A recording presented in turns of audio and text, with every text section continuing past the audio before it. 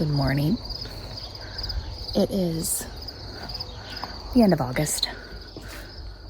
And August has been unseasonably busy with social activities. Unseasonably for a couple of introverts, I guess. But September is on Friday. And so if I am going to get an August tour out now, it should be now. And there's been some significant change. So the previous video that's gone up has been the awkward season, and that is now still. Things are going in, things are coming out, and it's just a weird time. It's probably the part of the season where the garden most reflects who I am as a person. So there's that for you. I'm gonna drink coffee, and then we'll take you through to see what's going on. My little lemon tree smells fantastic. My table got full again.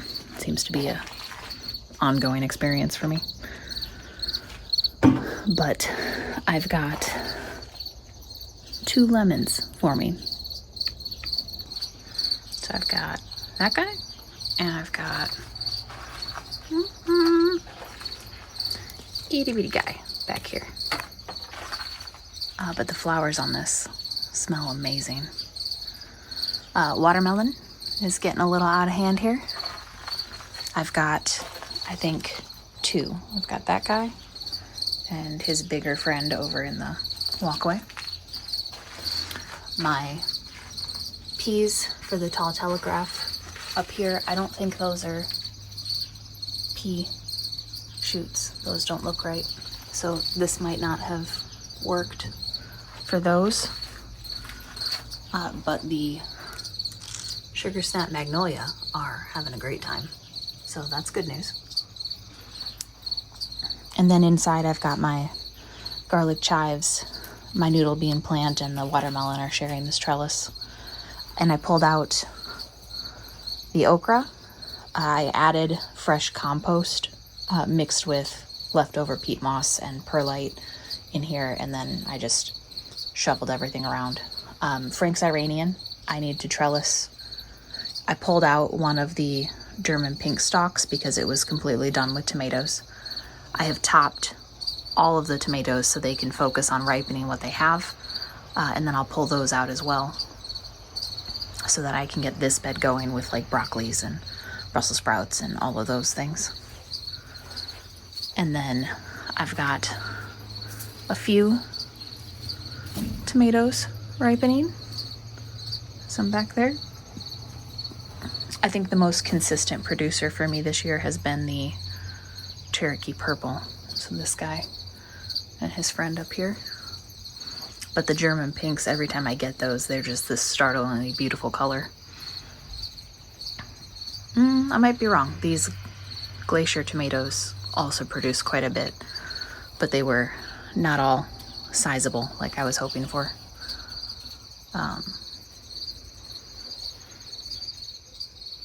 But yeah, this Firmininas plum, they've been really good too. I like to do a mix of different types of large tomatoes, and essentially the way we use those is either in salsa or we can them as whole tomatoes. So it's usually just water, salt, a little bit of lemon juice, and you can them whole. And then we like that versatility, being able to cook with them however we're trying to cook with them at that designated meal time. I don't necessarily like to make sauces ahead of time. We like to make sauces for the dish we're trying to prepare. So for us, whole tomatoes is the easiest. Salsa is more purpose-driven, and I still have salsa from a couple of years ago, so I didn't bother making salsa this year. A couple of years ago, I ended up with like 40 quarts of tomatoes, and I think I'm down to like under 20 at this point, so it's time to re-up my tomato stash. South bed is also different. I harvested oregano as well as the chives from the north bed. I think a couple of days ago. I will honestly be pretty surprised if I'm able to get a third harvest this season, but it was a sizable portion. I am letting any of these black futsu squashes come to fruition that are on here. I've got a couple hardening off in the sun. Curing is how that's referred to. But I aerated the soil in this bed using my potato fork, added more of that compost mixture that I make myself. I trimmed up the nasturtiums, and then I topped this with straw. I'm letting this rosemary get as big as it wants to because that's the biggest rosemary I've ever had, and it's really satisfying. That lemon drop hot pepper's hanging out because he's the healthiest pepper plant that I've had from that grouping. The winter savory is half flowering, which I'm guessing, based on how it's doing, is at least in part due to the heat of the stone, but I could be wrong.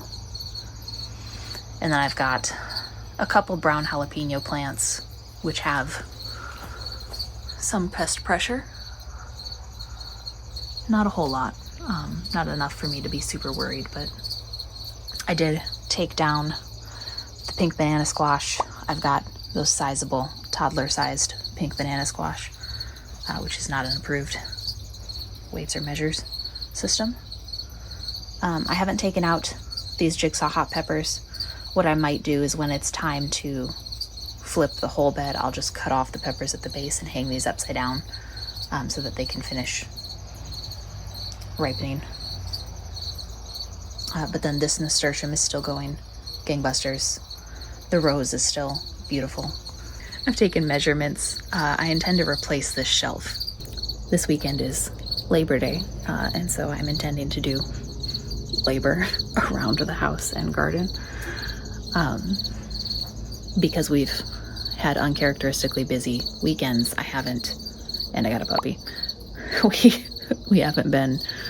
I haven't been devoting as much time to the garden as I normally would.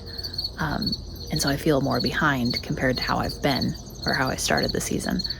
So the past couple weeks after work, I've been trying to just set a 2-hour timer, get as much done outside as I can in 2 hours.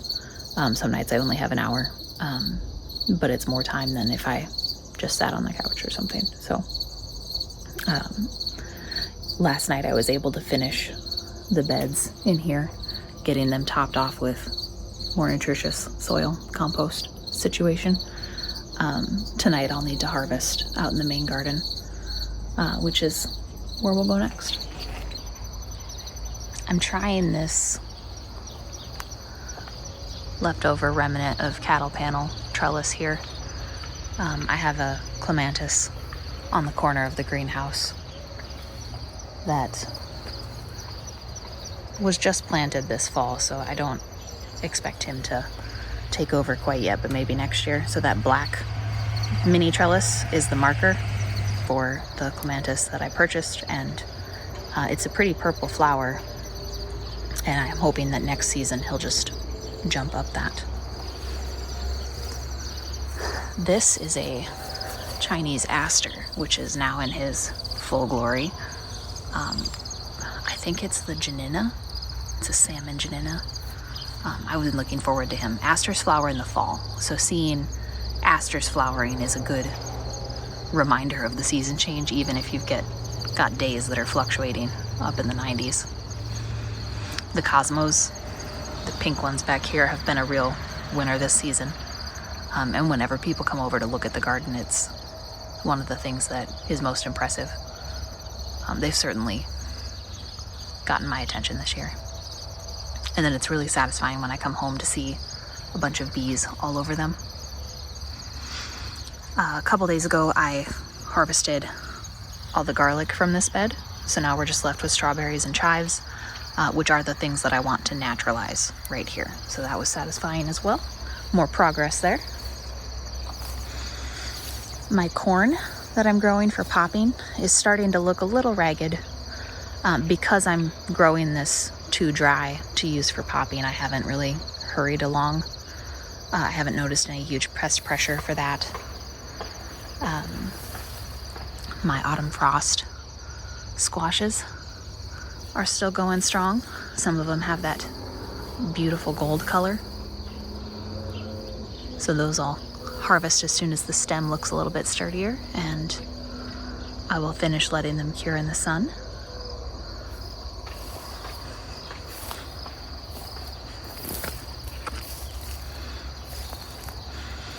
I pulled quite a few of the spaghetti squash off of here. I've got a couple small delicatas that I've gotten as well. Those spaghetti squash up top are honestly just curing in the sun. They were an incredibly pale color, and now they're getting a yellow hue to them. And then underneath here, I've got tomatoes going strong. My ground cherries are doing really well. And then I've got some sunset runners that are, I think, a second or a third sowing that are starting to go up this trellis, and they have this beautiful little pink flower. They're mixing with my cucumbers here.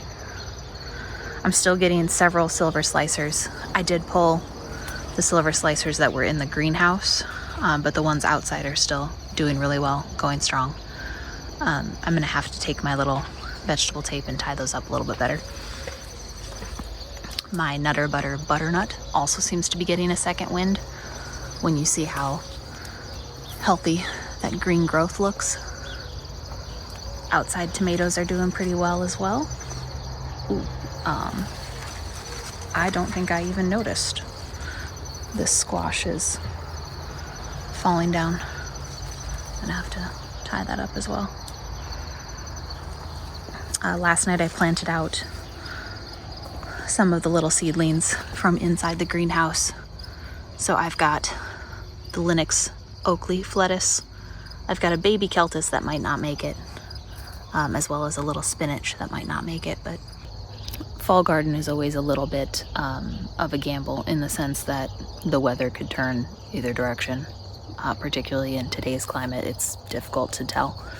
So anything I'm planting outside is essentially a gamble. It might not make it. It might. I'm not relying on those crops, but it would be nice to have more of them.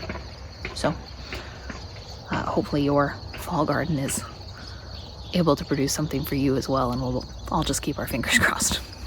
I also put in a couple of bulb fennel. You can see this little baby down here. I harvested all the soybeans here that I could see, and I'm honestly waiting to see if I get any more. Some of them are growing up. Hi, little lacewing. I've gotten a lot of red noodle beans. I've dried several of those. And then this sunset runner is giving me a second wave of harvest that I need to pull. Anything that dries here, I will save as seed stock for next year. And it's interesting because you can see the lower growth, which is the oldest, is starting to succumb to the weakness of fall weather. My Violetta rugosa has absolutely just taken over the seeding area, and I've let it, so that's on me. My Toscana kale, or dinosaur kale here, this guy, is a little bit ravaged by bugs. I never did end up pruning him like I could have, but he's honestly just kept flourishing, so I'm not super worried about him. Wonderberries, I'm almost up to a gallon freezer size bag of those, which I expect to reduce by at least half when I make jam or jelly out of it.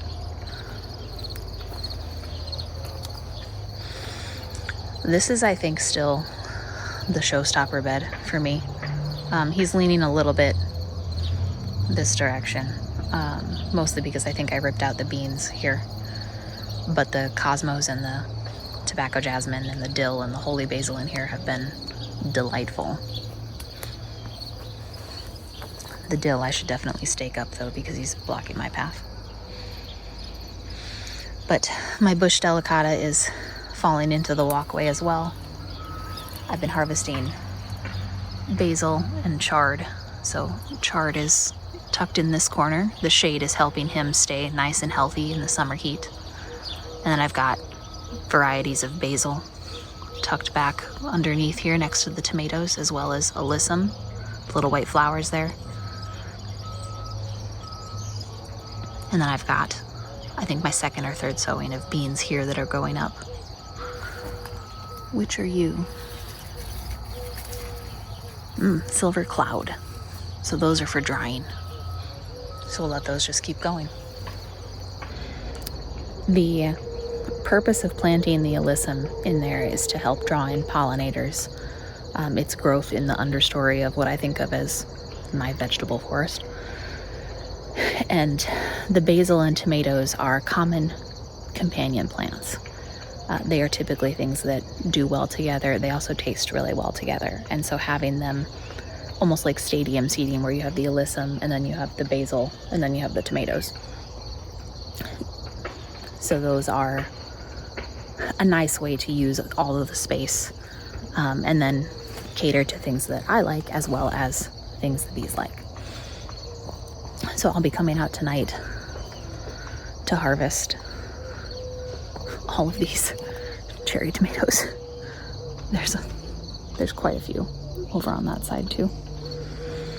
They are definitely the gift that keeps on giving. Towards the end of the season, I get kind of cherry tomatoed out, which is understandable. Like, it's something you look forward to all winter, and then you have enough of them.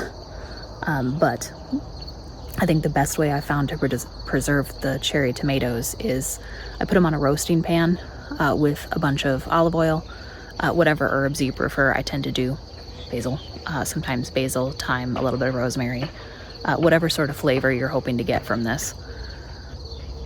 So I put that in with the tomatoes and I roast them at like 425 until everything is all soft and smushy. And then I put those into clean canning jars. And as long as everything is underneath the oil, no air is getting to it, which is how bacteria gets in there. And then I can use a spoonful of that at a time in like a saucepan and cook my eggs in it. And it's a really good way to impart summer flavor into your food, even in the depths of winter. So it's really nice. And I just tuck that in the back of my fridge and use it until it's gone. It's really nice. The oil itself would make a nice like salad dressing too. So ways to use your cherry tomatoes when you're also a little overwhelmed and done with them.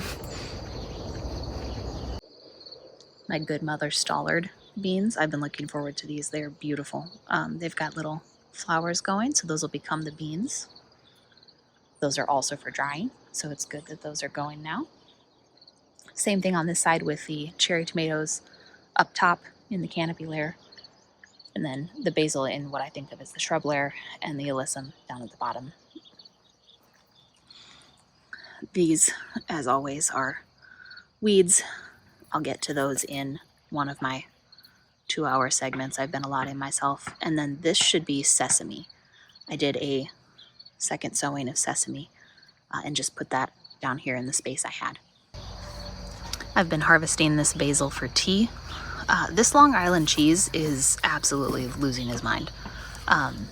He is kind of taken over his trellis as well as the neighbor's trellis. Like, I don't know, dude. He's kind of threatening to shade out my Celtis over here. I've got another Celtis coming in there, as well as back there. So the Long Island cheeses are coloring up. They get this nice, almost, I don't know, pale pink, orange color. It's really pretty. But I've been super impressed with what I've gotten from those so far. He's also gone the back of the trellis all the way down. And then the Violina rugosa is also obviously taking over. I suppose it's unfair to say that the Long Island cheese is taking over when the Violina rugosa has all of that space. So, I mean, in a competition between like garden bullies, apparently it's the Violina rugosa. So, my bad. But walking in the middle of these is really satisfying. And it's a nice thing to have, shading the cole crops or the brassicas that are still in this back bed because I have not harvested them yet. It's on my list. So I've got a few kohlrabi over in this corner, that's these leaves. My red cabbages, some dill. He's still going pretty strong because he's in the shade. More red cabbages. I'm pretty sure that green cabbage is not worth harvesting at this point. He'll just go to the compost. I've got a few kohlrabi here to harvest. These will essentially make up one side dish. I should have had more of them, but with all of the space the cabbages took up, it just didn't happen. And then underneath here, these are carrot leaves. So I'm using the root space. The carrots are peeking up underneath the kohlrabis here. And then in between these weeds, there's also more carrots.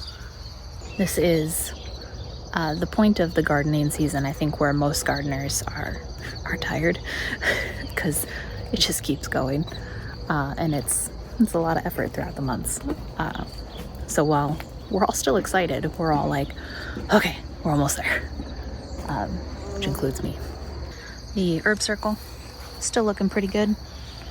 Lamb's ear, the garlic chives, my yarrow, rosemary, and thyme is tucked under here as well.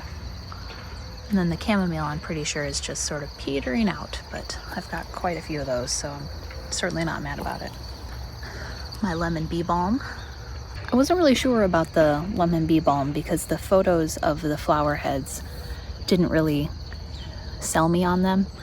As far as like, I don't know, I didn't find them quite so beautiful, but seeing it in real life is absolutely swayed me. It's really satisfying, and I'll probably enjoy having that for tea. I was careful to grow an annual variety so that if I didn't like it, it wasn't stuck there or difficult to dig out or weed out later. My little cart of weeds is still baking those so I can throw them in the compost as a brown system. The potatoes are getting weeds again, but well within a manageable way. And then my comfrey is absolutely exploding. That'll also go to the compost. And then I've got one more potato bag to harvest, but his tops have still been green and I'm waiting on those to die back. These yellow pencil pod wax beans are doing really well still. I did harvest some amaranth yesterday, and I tied it up again because it was falling down and shading out the edamame I had growing underneath here. So still in this bed I need to harvest edamame, leeks, more amaranth. I've got one okra plant left going strong here. And then I've honestly just let the parsley and cilantro and dill back here do whatever they wanted to. So that's been interesting. But I can harvest those seed pods to use as spice. And then one of my many tasks I'm hoping to do this weekend is manage this compost situation going on over here. Tobacco jasmine here still doing well. I did harvest these seed pods. If you've ever seen poppies, these little things almost are rattles, and they are harvested the same way. So I just broke off this pod, saved it. I'll ensure the seed is dry, and then I'll be able to use that next year. I cleared out these 2 containers for the ferns that I have tucked away. And then I also cleared out the Cosmo because he was shading out my prairie smoke, and I want him to naturalize and get comfy as well. The only other thing to do for this bed is to heavily mulch it this fall, which will add to the soil and help the strawberries survive. It was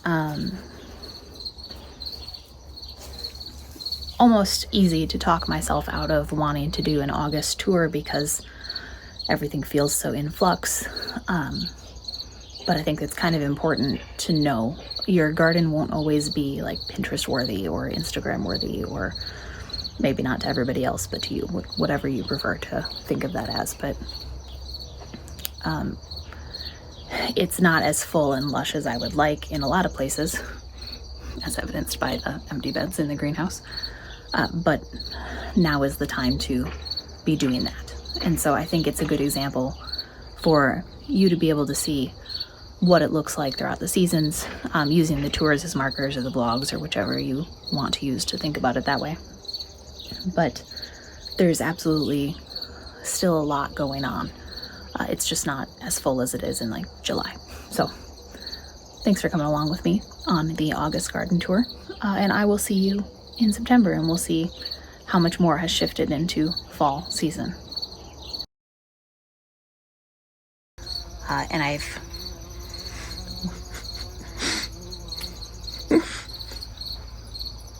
got distracted by a bee. Where are you? I can hear him very close. Okay.